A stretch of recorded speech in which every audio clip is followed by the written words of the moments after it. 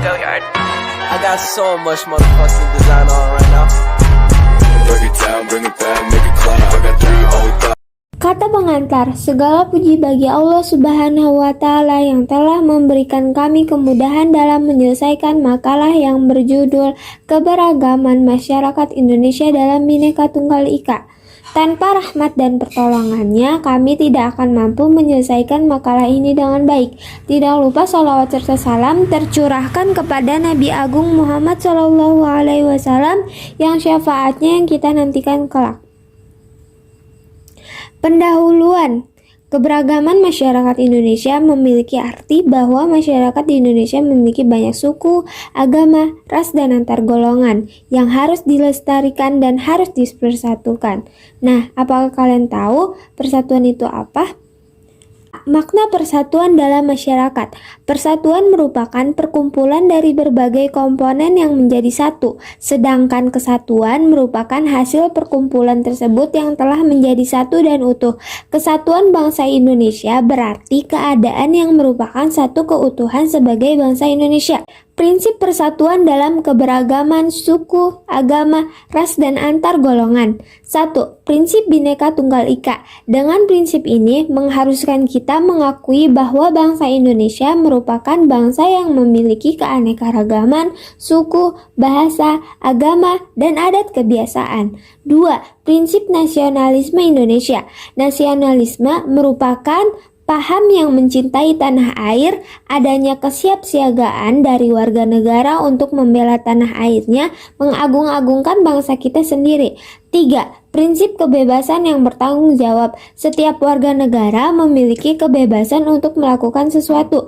Kebebasan yang akan dipertanggungjawabkan di hadapan Tuhan Yang Maha Esa kepada sesama manusia serta bangsa dan negara. 4. Prinsip wawasan Nusantara merupakan cara pandang bangsa Indonesia tentang diri dan lingkungannya yang merupakan satu kesatuan ideologi, politik, ekonomi, sosial, budaya, dan pertahanan keamanan. 5. Prinsip persatuan pembangunan untuk mewujudkan cita-cita reformasi. Dengan semangat persatuan Indonesia, kita harus dapat mengisi kemerdekaan serta melanjutkan pembangunan menuju masyarakat yang adil dan makmur sebagai cita-cita bangsa di era reformasi ini. C. Permasalahan keberagaman dalam masyarakat Indonesia. Berikut keanekaragaman masyarakat Indonesia. Bentuk keberagaman masyarakat Indonesia meliputi keberagaman suku bangsa, adat istiadat, dan agama. Ada beberapa daerah di wilayah Indonesia yang memiliki sistem kekerabatan yang masih kuat dianut oleh masyarakat. Sistem kekerabatan yaitu 1. Parental. Sistem kekerabatan parental menarik garis keturunan dari kedua belah pihak, yaitu ayah dan ibu. Kedudukan laki-laki dan perempuan sama, misalnya di daerah Aceh dan Jawa Barat. Patrilineal. Sistem kekerabatan patrilineal menarik garis keturunan dari pihak bapak.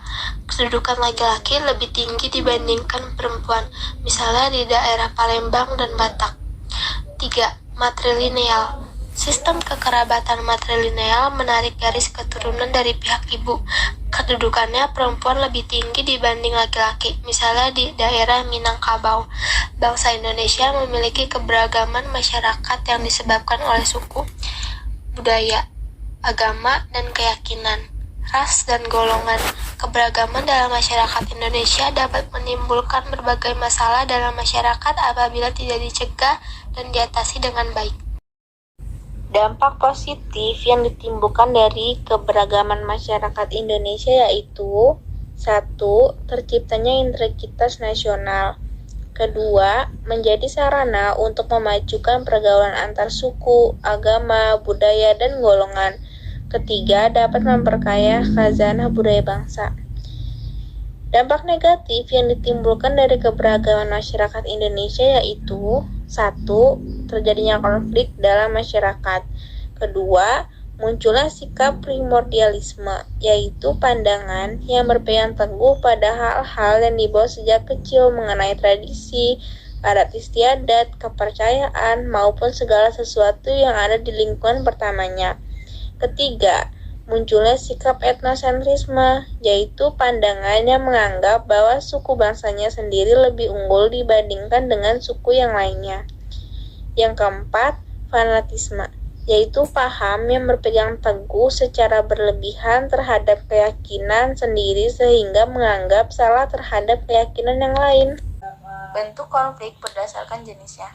1. Konflik antar suku, yaitu pertentangan antara suku yang satu dengan suku yang lain. Perbedaan suku seringkali menyebabkan perbedaan adat istiadat, budaya, sistem kekerabatan, dan norma sosial dalam masyarakatnya. Kedua, konflik antar agama, yaitu pertentangan antara kelompok yang memiliki keyakinan atau agama berbeda atau antar kelompok dalam agama tertentu. Ketiga, konflik antar ras, yaitu pertentangan antara ras yang satu dengan ras yang lain. Keempat, konflik antar golongan, yaitu pertentangan antara kelompok atau golongan dalam masyarakat. Golongan atau kelompok dalam masyarakat dapat dibedakan atas dasar pekerjaan, partai politik, asal daerah, dan sebagainya. Disebabkan sikap rasialis, yaitu memperlakukan orang berbeda-beda berdasarkan ras. Gejala dalam masyarakat yang berpotensi menyebabkan konflik sosial. 1.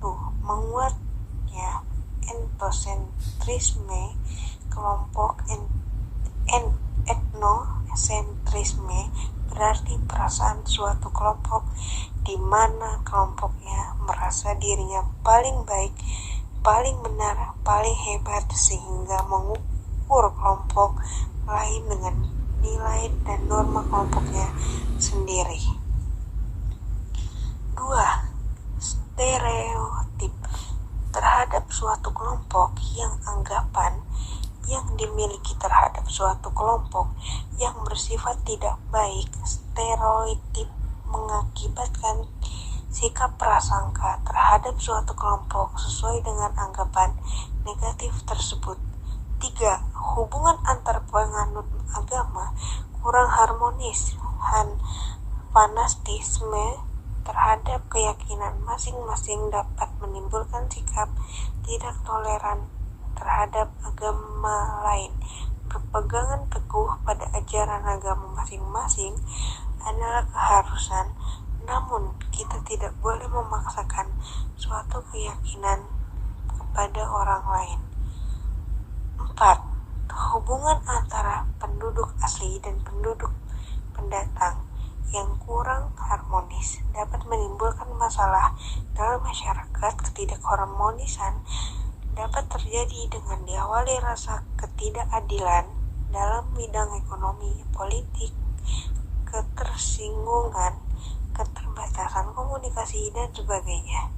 Dampak negatif dari konflik, perpecahan dalam masyarakat, kerugian harta benda dan korban manusia, kehancuran nilai-nilai dan norma sosial yang ada, perubahan kepribadian, upaya pencegahan konflik yang bersifat suku, agama, ras, dan antar golongan atau bisa disebut dengan SARA. 1.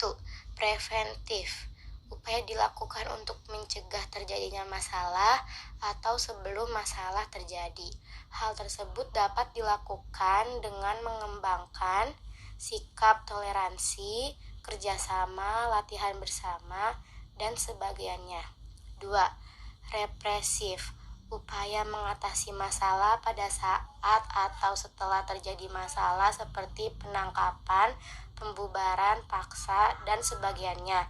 3. Kuratif, merupakan upaya tindak lanjut atau penanggulan akibat masalah yang terjadi. Cara ini bertujuan untuk mengatasi dampak dari masalah yang terjadi. Misalnya, pendampingan bagi korban kerusuhan, perdamaian, kerja sama, dan sebagainya.